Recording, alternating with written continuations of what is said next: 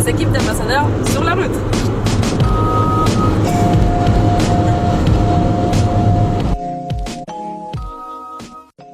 Salut, je m'appelle Francesca. Je suis ici aujourd'hui pour expliquer qu'est-ce que c'est l'Erasmus. On y va! L'idée de la campagne est très simple. Tous les ans, le CRIJ part à la rencontre de lycéens et d'apprentis pour parler des programmes de mobilité. On se déplace avec une équipe d'une quarantaine de jeunes Européens qui viennent témoigner de leur expérience à l'étranger.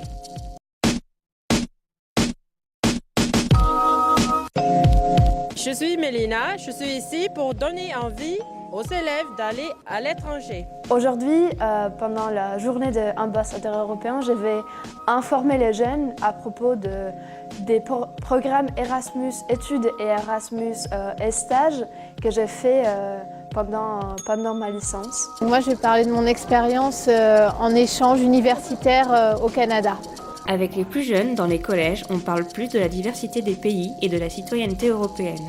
Je suis ici à le collège Trois Fontaines pour parler avec les collégiens. Je veux dire à l'enfant que c'est possible d'être un citoyen européen et qu'on n'est pas seulement une citoyen de la France, de l'Allemagne, on est aussi un citoyen européen.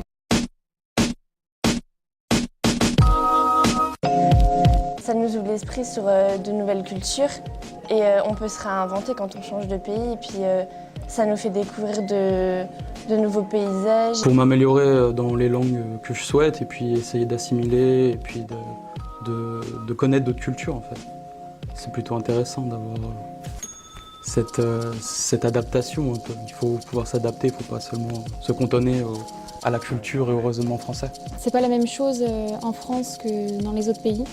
La manière de travailler n'est pas la même. Ça permet de s'adapter à la vie là-bas, puis de devenir plutôt autonome.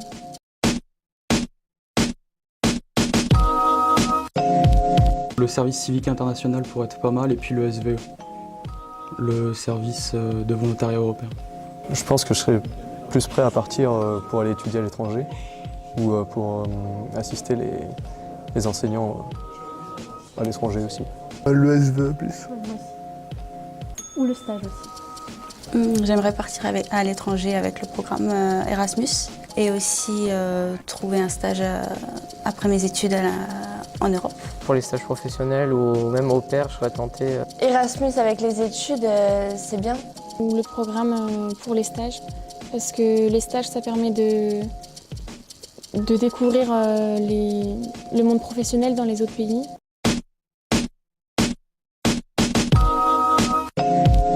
Combien il y avait de pays dans l'Union européenne? Combien de langues? J'ai déjà vu l'Union européenne en cours, mais pas assez approfondi.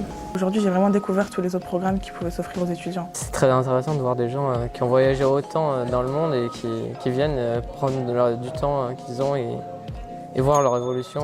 Ça m'a permis d'apprendre quels étaient les autres organismes qui pouvaient permettre la mobilité à l'international et puis en Europe. Aujourd'hui, j'ai appris à connaître le SVE. Mais on n'avait jamais eu un programme comme vous, donc cette intervention elle était bien parce qu'elle nous a ouvert l'esprit.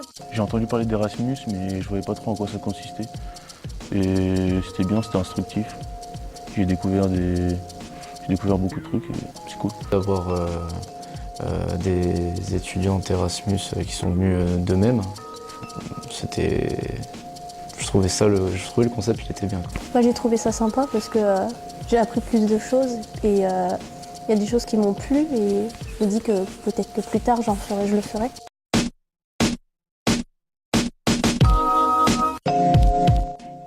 Les élèves, ils s'étaient quand même assez intéressés, je dois dire. Je pense qu'ils étaient en train de réfléchir, oui.